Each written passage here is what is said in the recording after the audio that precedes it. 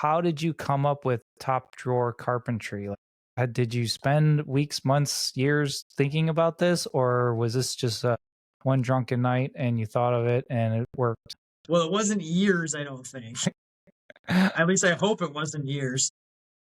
I probably gave it, I'd say I probably kicked around some names for a little while and not giving it any serious thought for probably a couple months or so. But then probably a couple months of serious thought of like, oh, what am I really going to do here? What am I looking to get across? What company may actually opening and running?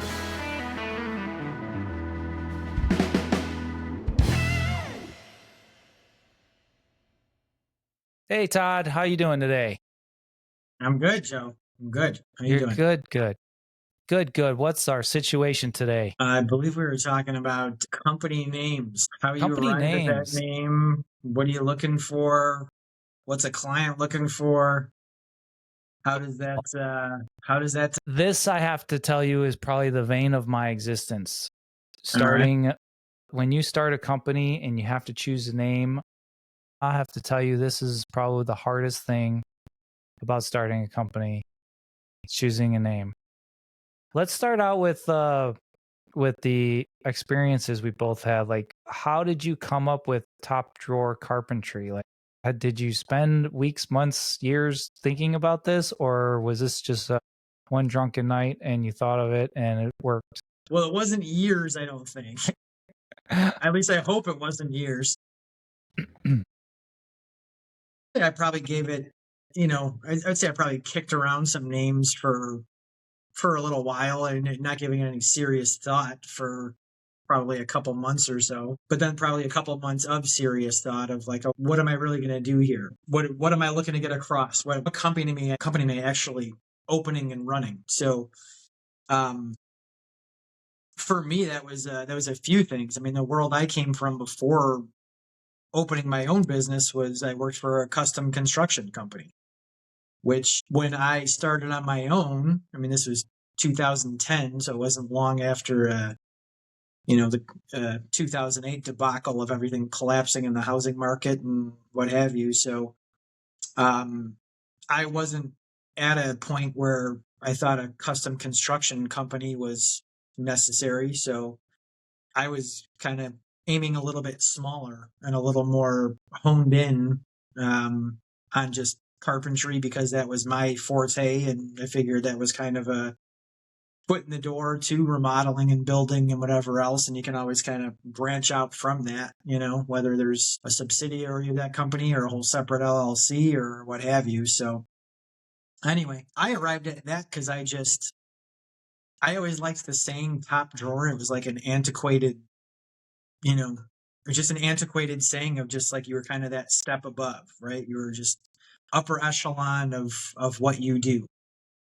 So I always liked that saying, and I think at that time I had this might have been around the time we were, it was probably after, but we used to watch that '70s show. But I remember me and a friend of mine used to actually we used to say that back and forth sometimes, just like, oh, top drawer, and it was kind of just jokingly, but so there was a little bit. It was a little bit that. It was a little bit of what it actually meant, and then it was a little bit of like top drawer carpentry was like, you know, top drawer. Like drawer itself is a component of a cabinet or what have you. So for me, it kind of works twofold, you know. So I just kind of liked it. I liked it when I started saying it a few times. It just kind of stuck with me, and yeah. So that's how I arrived at that. Yeah, I like that. So did you it sounds like you it just kind of came naturally to you. Like you and your friends had always said top drawer as a luxury or a quality kind of saying. So it just was kind of pretty simple for you. So when it came to choose the name and write it down, did it take any thought, or you were just like, I already knew. I already knew top drawer carpentry was going to be the name. It did. It still took a little bit, right? I still sat on it for a while, I Okay. think, just because for a couple reasons. One, and especially as you know, like this came out a few years later, is that sometimes you pigeonhole yourself, So people are like, they call me and they think, oh, you're a carpenter. Like, hey, we want to replace a door. And then, you get to know that client, and then it's like, they're like, oh, you do remodeling work? And I'm thinking to myself, like, well, yeah, I'm a remodeling contractor. And I'm thinking, like, well, it doesn't say that in my name. So how on earth would they know that? Right. So there's that too. It's like that may work to your benefit. They may work to your demise, right? Where Right. you're honed in on something specific, and maybe that's all you want to do. And if all I wanted to do was just strictly carpentry work, where I was just installing doors and crown molding and coffered ceilings and installing cabinets, then that'd be great. But it's not really what I do. And it's not really even the world I came from. I mean, I learned carpentry as an apprentice, but it was on a larger scale of doing large custom construction residential projects. So sometimes I feel like I shot myself in the foot, but then sometimes I feel like the other hand was I had that foot in the door, so it was, you got that basic small phone call of doing something, and if you earned that client and they really liked you and appreciated it and trusted you, then, you're building off of that. And I think I have gotten to that point where I don't think anyone pays much attention to my company name anymore, to be honest. It's more so me that they're hiring. But I've had people write me checks a number of times that say top drawer cabinetry. And I'm like, that's not my company name at all. But maybe they just think that's the way it sounds. I don't know. But yeah, so I don't know. It's an interesting. Yeah. So how important do you think choosing the right name is? Because it sounds like you are kind of leaning on the fence of it might not be that important, and I'm wondering what your answer to this is, because then my question would be to follow up is, does that answer change whether you're first starting or after you're already established? Right. Yeah. And I think there's points to be made in both of those. So I think first, when I did start out that way, I was okay with it. It was just, you know, I was just I hadn't owned any previous businesses, so I was learning how to run a business as well as do the actual work and try and gain some clients and whatever else. So I feel like the way that started out, no, I was fine with that just being basic carpentry stuff. As I started to build and do a lot, larger projects and then even larger projects and what have you, I think there was probably at least a good dozen times I sat and thought, should I change my company name? Like, should I just change it because I don't want a phone call to replace an interior door? I'll take it, but that's not my aim. I'm not shooting for that. I'm shooting a little higher than that. I want someone calling me for kitchen remodels or a small addition or building out their basement, and you're not necessarily going to get those phone calls online if you're listed as a carpentry company on Google or what have you, you know, or even on House. I'm listed as a carpentry company on House as opposed to a remodeling company. But I also feel like that's an oversaturated market sometimes. Remodeling companies. There's how many kitchen and bath companies on House, and so I kind of set myself apart in that regard, where if someone was looking at a smaller project and they just wanted someone to come in and do a nice basic good carpentry project, I came in and did that. And then if I earned that client, then they knew I did more, and then you're getting the word of mouth and you're getting referrals and whatever else based off of that. I don't know if I answered your question, but yeah, so I It's don't know. okay. Yeah. So ever do you think it's more important to kind of find that niche, and like you said, you set yourself apart in an area where you think is kind of overly saturated? So maybe it isn't that important to pick a name that is kind of overly generalizing that industry, whatever industry that is, and more niche it down to something more specific to set yourself apart. And I wonder how much of that is trying to be big fish in a small pond versus a small fish in a big pond. I don't know, what's your take on that? I don't know. I think I've never wanted to be the big fish. I've never wanted to be like that big of a company. I don't want 15 employees. I always liked. I kept an article from years ago, and I think it was from Harvard Business School actually, and they just talked about the sweet spot. And the sweet spot was like you running the company, someone helping to manage that day to day operations, and then having like, and it was remodeling specific, and then having like 3 people in the field, and then having your part time administrative help. And that to me always seemed like that's where I wanted to be, that level. So maybe you're running 2 or 3 good sized projects and you fit a couple smaller ones in, but I like that scale. I like that size. Yeah. Okay. If I'm hearing you correctly, you're leaning towards it's not that important in the name, and it's not that important to be overly generalized in the name as well. So would you recommend somebody to choose a name that's more specific to the very thing that they're trying to be, like a carpenter or like a framer? Would you want him to specifically, or her specifically, name framing in the name? Or do you think it's more important to be more generalized? I'm hearing from you that you're thinking it's not a big deal, and either way will work. Yeah. I think that's a matter of time though, right? So like, I mean, I've been Okay. in business. I've been in business 14 years. The point I'm at, I earned a pretty good customer base. I have a lot of, just done a lot of networking in the industry. So I have a lot of colleagues that give me referrals, interior designers, architects, what have you. So it's more so they know what I'm capable of, and they're going to convey that to their potential clients before I'm even in their home. So I feel like some of that upfront work is done. I mean, you and I talked about this the other day. You were going to send me something. I moved less than a year ago, and my address wasn't even changed on my website.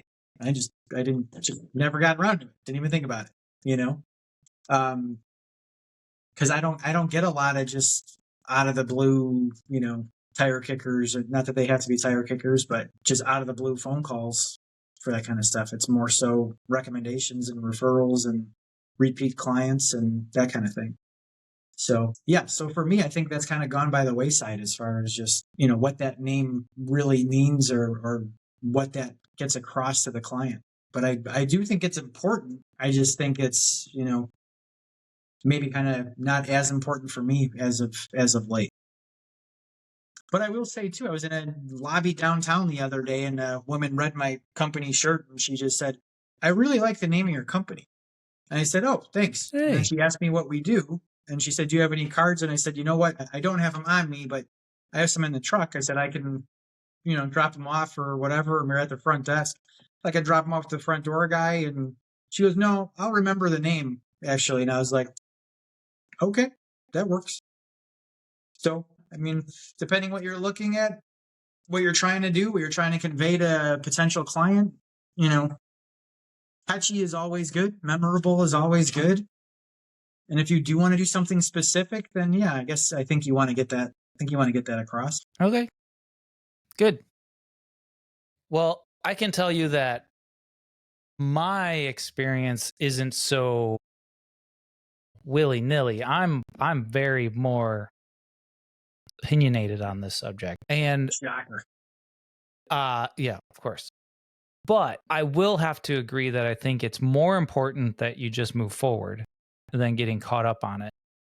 Because I do get caught up on it. I have gotten caught up on it. I still do. And matter of fact, I was just having a problem this week. Actually, I was starting another LLC, and the name that I chose, which by the way took me 1 month to decide on, I finally decided on it, and it got rejected because I didn't know this. Maybe you out there don't, but you cannot have the word trust in your name.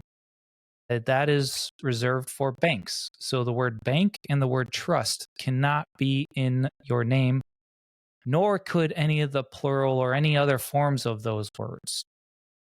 Variations of those words cannot be in your name. So Okay. I was trying to use the word trusted, and didn't realize that I just wasn't thinking. I knew you couldn't use the word trust, but for some reason, when I came across the idea of using trusted, it did not work. Well, I mean, obviously, it got kicked back. So that was really frustrating because I spent a month calling friends, asking them what they thought, looking up on, so I would go to GoDaddy and on the domain search, I would see what was available because you always kind of want the name of the company to match the domain name as close as you possibly can. That way, when people are kind of Googling for your company, it would be nice for that to kind of match, top drawer carpentry, topdrawercarpentry.com kind of thing makes sense if you can make that happen. Now, I will say 20 years ago, this was a lot easier. Nowadays, holy cow, buying domain names, especially catchy ones and popular ones, is a business. This is form of investment. So people are going out there and buying awesome domain names and not actually using them. They're just holding on to them, hoping that somebody will come by and want to buy them for $100,000. Which, by the way, some of these are going for that expensive pricing. It's just ridiculous and makes me kind of upset. And it's I understand why they're doing it, but at the same time, it's like, but now it's just not going to be used. There's this great opportunity, this great website, and now you can't do it. You can't use it. And I don't know. I mean, I guess you can if you want to pay some investor who thought of it first, and you Yeah. can't create anything. So he just, they just bought it and it sits and hopes she's going to get paid for it later down the road. I don't know. That makes me angry. Anyway, back to naming. So I just went through this. I've gone through this 3 times now.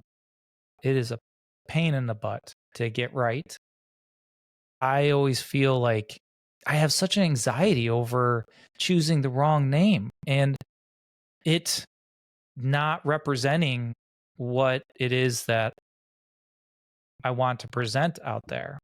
You see, and that's the first chance that you have to put your best foot forward. How many names have you seen that you are totally judgy about, or the opposite? And that's a good name, and you just gravitate towards that company just because the name is good. So I think there's a lot of marketing, a lot of advertising, a lot of psychology goes into this, and you really want to think that through. On the flip side, don't think it's as important to get stuck on it to the point where you can't move forward and you end up not creating anything. Yeah. This is really tough, right? So what I've done is first you do the brainstorming, you write down, you got to brain dump onto a sheet of paper, get everything that you're thinking out. Then go and search the domain searches, find out if some form of these domain names of the names that you have are going to work. And most likely they're not, especially for the .com. Now, it's been very popular now that you can do .anything basically, .me, .io, everything under the sun. You could do that, although those are getting bought up as well, but .com is still by far the most well-known and popular. But if you're willing, I wasn't willing. I still wanted to stay with the .com, so it made my search very much more difficult. So you do that, and then you find something that A, you think will work, B, is available, the domain name, and then let's not forget that you have to search and find out if it's available in your state. So you got to go through the state search as well and make sure that's not being used. Though that's much easier and less likely to be problematic. But you do have to check it.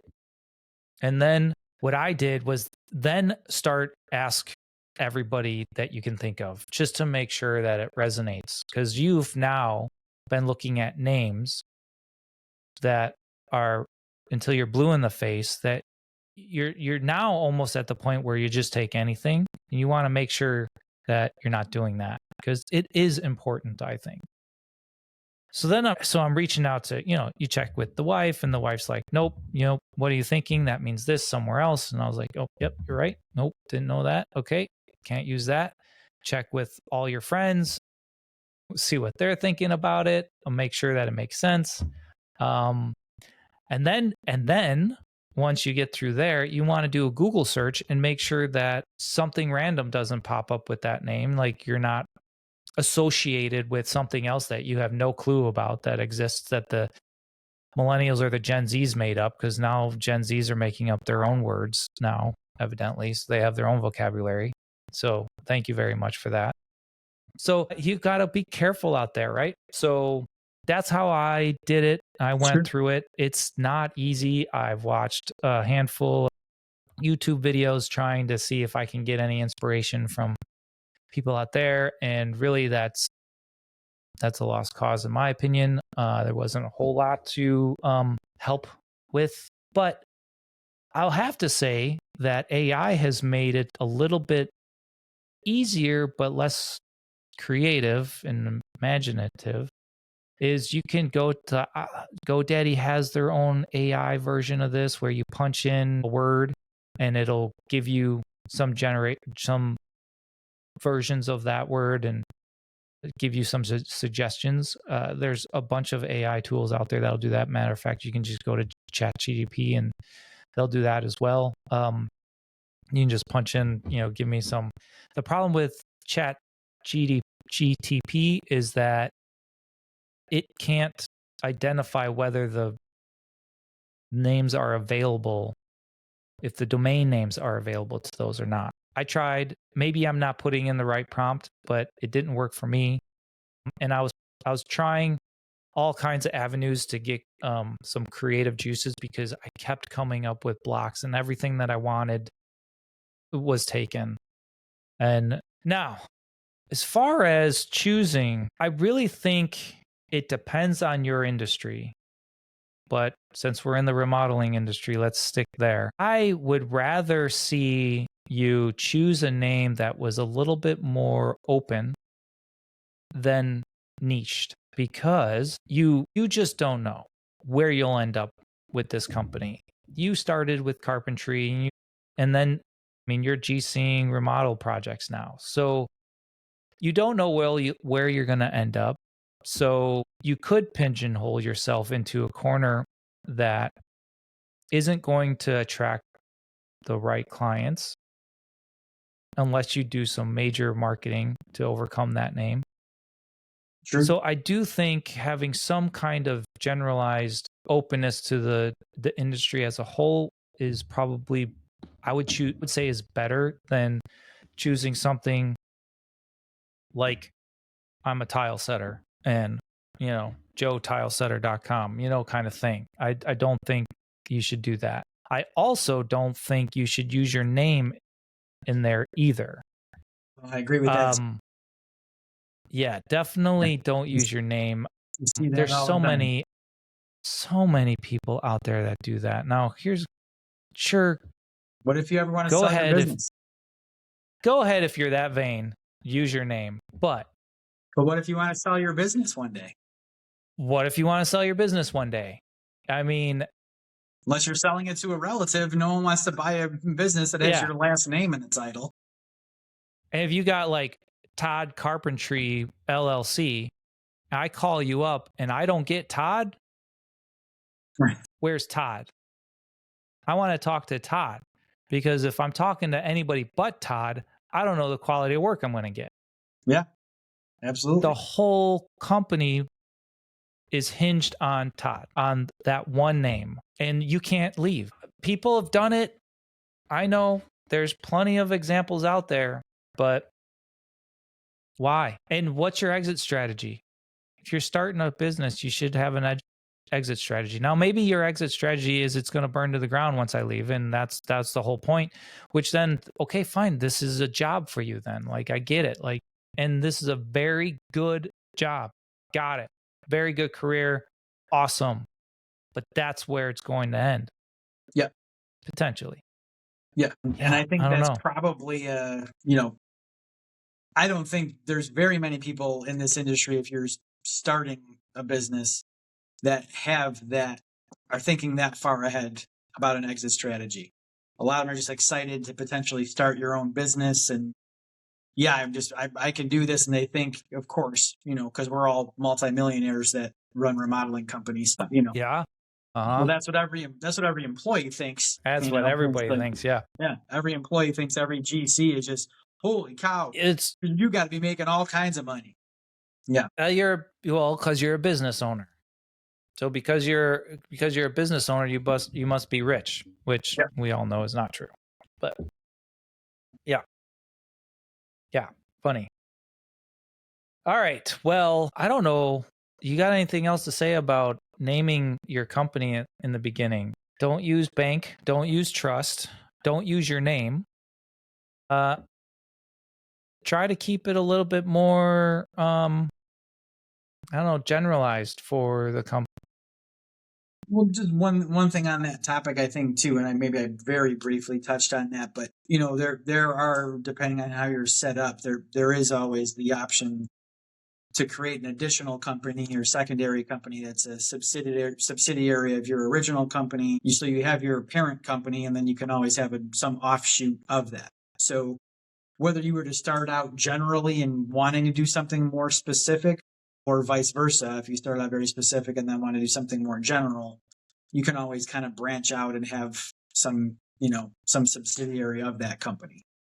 So that's an option too. But I always we've joked about this before, where you always see these, the painting company that is the so and so painters, and then you can tell like it was just afterwards written on the side of the truck, or just like, and remodeling.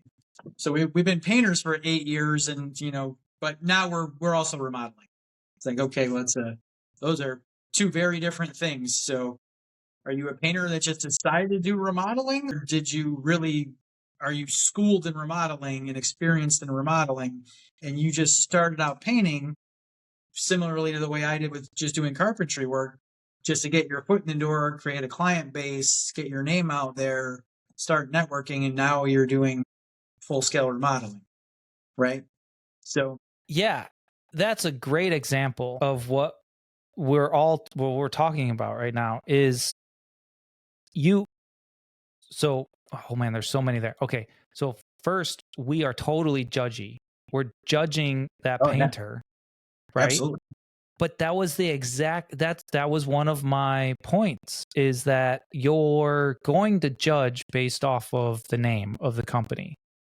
And if you have Painter LLC and you're going to have a hard time finding the remodeling projects or the bigger ones, if that's the direction you end up going. And if you don't know that, that's okay.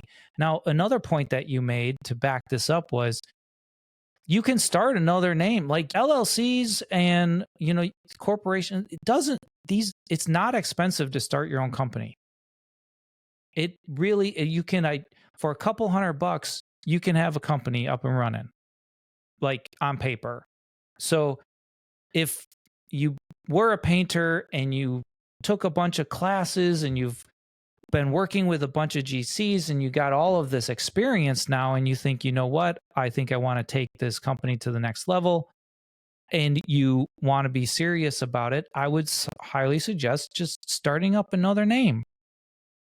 Just get another name out there, start another brand that is more tailored to the direction of the company.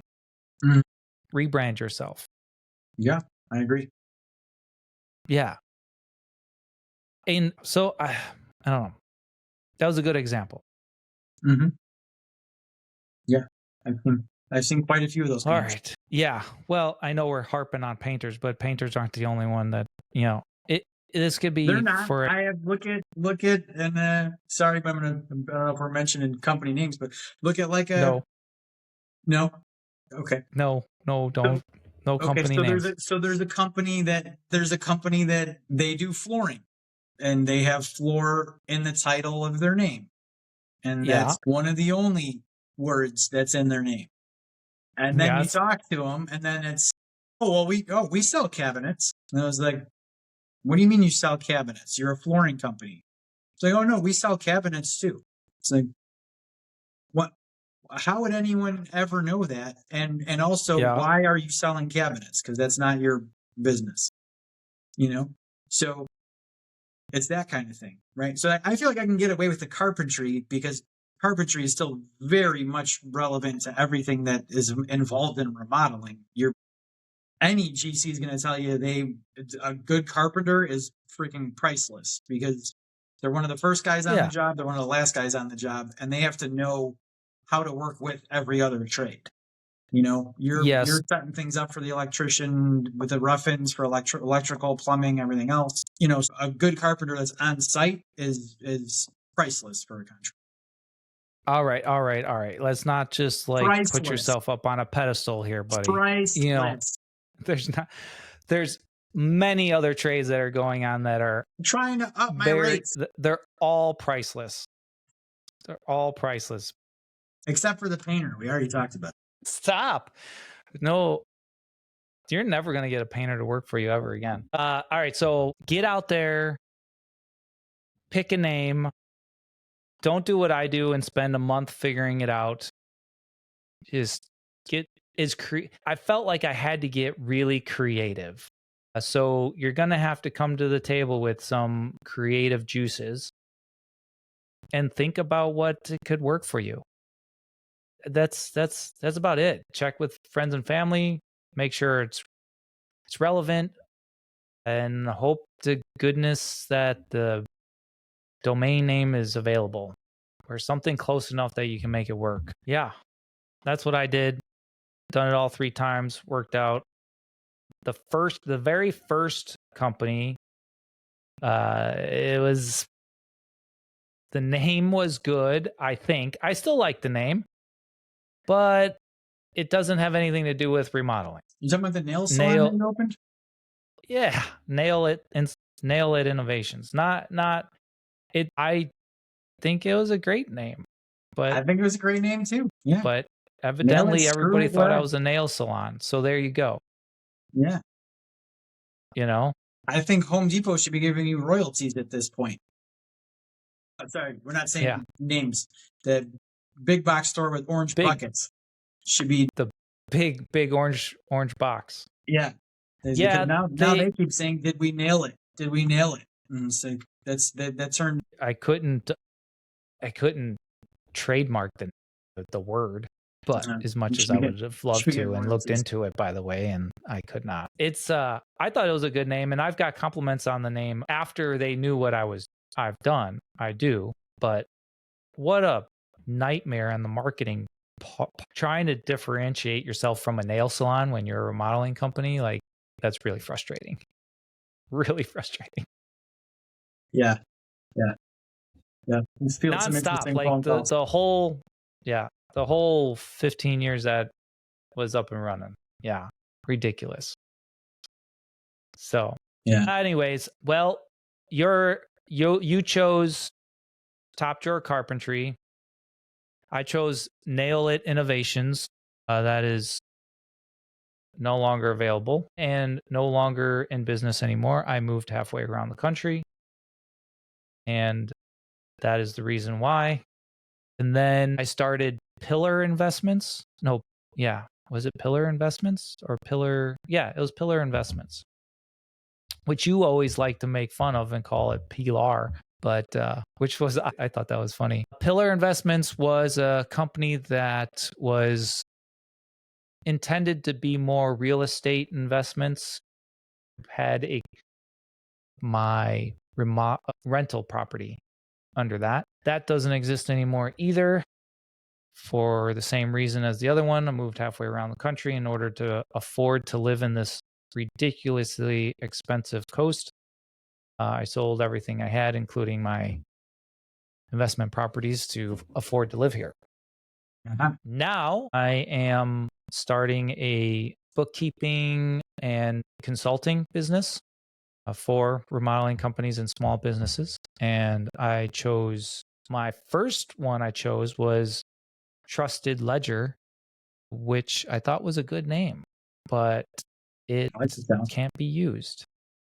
Can't use the word trust. So I used Plum Financial.